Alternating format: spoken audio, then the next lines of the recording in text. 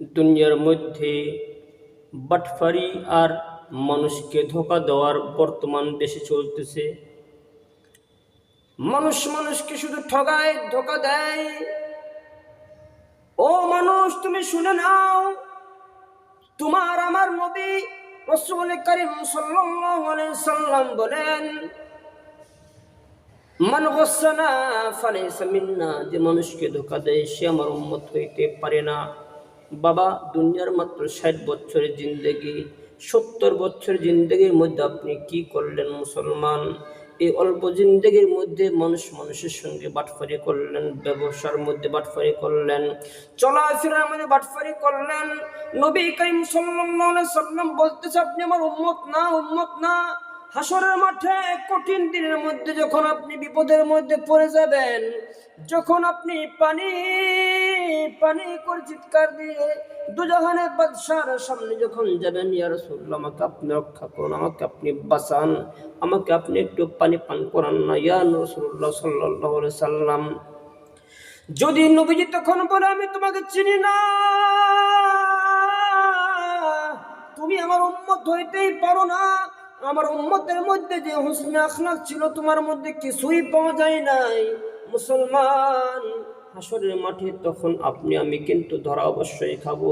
এজন্য এখন থেকেই হুসনে আখলাক ব্যবস্থাপনা করতে হবে, এখন থেকে ব্যবসার মধ্যে হুসনে আখলাকের ব্যবস্থাপনা করতে হবে, এখন থেকে রাষ্ট্র চালানোর ক্ষেত্রে হুসনে আখলাক লাগবে। শুনে নাও, অল্প দিনের জিন্দেগির মধ্যে বিশিষ্ট ধনী, বিশ্বের নাম করা ধনী, এমন এমন ধনী হয়েছিল। এই ধনী যখন জাস্টিস মাওলানা তকি উসমানী বলতেছে, আমি যখন মালয়েশিয়ার সফরে গেলাম, যাওয়ার সঙ্গে সঙ্গে মালয়েশিয়া বিমানবন্দরে যখন নামলাম, নামার সাথে সাথে একজন লোক বলল, হুজুর একটা আশ্চর্যের বিষয় শুনছেন নাকি? কি কি? তখন একজন লোক বলল, এই যে পাশে একজন কবর দেখতেছেন, কবর, এই কবরের পাশে আরেকটা কবর। জাস্টিস মাওলানা বলতেছে, আমাকে কবর কেন দেখাচ্ছ, কি কাহিনী, কাহিনী বলো।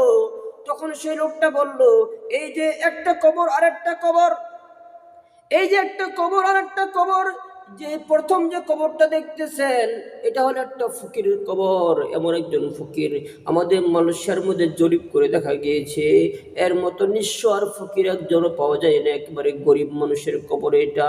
আর তার পাশে যে লোকটা দেখতেছেন, ওই যে বিশাল বড় বাড়ি দেখতেছেন, বাড়ি, ওই বাড়ির মালিক সে ছিল, এমন সে বাড়ি বানাইছে, যে বাড়িটা হলো মিলিয়ন মিলিয়ন টাকা খরচ করে বাড়ি বানাইছিল রে বন্ধু। এই লোকটা আমাদের মালয়েশিয়ার যে সমস্ত মন্ত্রী ম্যাজিস্ট্রেটরা আছে তার থেকেও বড় টাকাওয়ালা ছিল। এই লোকটা অনেক মিলিয়ন টাকা দিয়ে সে বাড়ি বানাইছিল। বাড়ি বানার পরে মাত্র 7 বছর বাড়িতে বসবাস করতে পারছে। ও হুজুর দেখেন, এই লোক বিশ্ব ফকির ছিল, তার কবর, আর এই লোকটা বিশ্ব ধনী ছিল, তার কবর কিন্তু একই সাথে। আমি তখন চিন্তা করলাম, হায় হায়, আসলেই তো আমরা এক কাতারের মানুষ। যতই দুনিয়ার মধ্যে বাহাদুরি করো, যতই মানুষের সঙ্গে চোখ রাঙিয়ে কথা বলো, যতই তুমি ক্ষমতার বহরে কথা বলো, চোখ রাঙিয়ে কথা বলো, হাদিসের মধ্যে আছে, যখন কবরের মধ্যে মানুষগুলোকে নামায় দেওয়া হয়, কিছুদিন পর যখন কবর মাটি, যখন লাশ, যখন মাটি যখন খেয়ে ফেলতে শুরু করে দেয়, সর্বপ্রথম তার লাশের মধ্যে চোখগুলোকে খেয়ে ফেলে, চোখগুলোকে, এই জন্য এই চোখগুলোকে খেয়ে ফেলে। রাসূলুল্লাহ সাল্লাল্লাহু আলাইহি সাল্লাম বলেন, এই চোখ দিয়ে মানুষ মানুষকে চোখ রাঙায়, এই চোখ দিয়ে মানুষ মানুষকে হিংসা করে, কেউ ছোট কেউ বড়, কেউ সাদা কেউ কালা, এগুলোর পার্থক্য করে, যার জন্য প্রথমে চোখগুলোকে খেয়ে ফেলে আর এটাকে বুঝাই দেয়, এই চোখ দিয়ে বেশি রাঙ্গাইছ, আজকে দেখো সেই চোখের কোনো অস্তিত্ব এই কবরের মধ্যে পাওয়া যায় না। تبارك الذي بيده الملك وهو على كل شيء قدير।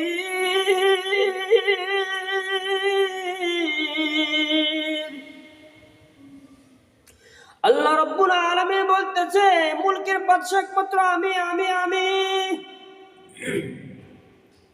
পুরা জাহানের বাদশা আমি। এই বাদশাগিরি এখানে করবা না, জমিনে বাদশাগিরি করবা না। এই জমিনে বাদশাগিরি করলে রব্বে কারিমের সঙ্গে তোমার টক্কর দেওয়ার সমতুল্য হয়ে গেল রে বান্দা। তাই আসুন আমরা এখন তওবা করি, ইস্তেগফার করি, নবীজির প্রকৃত উম্মত হওয়ার চেষ্টা করি।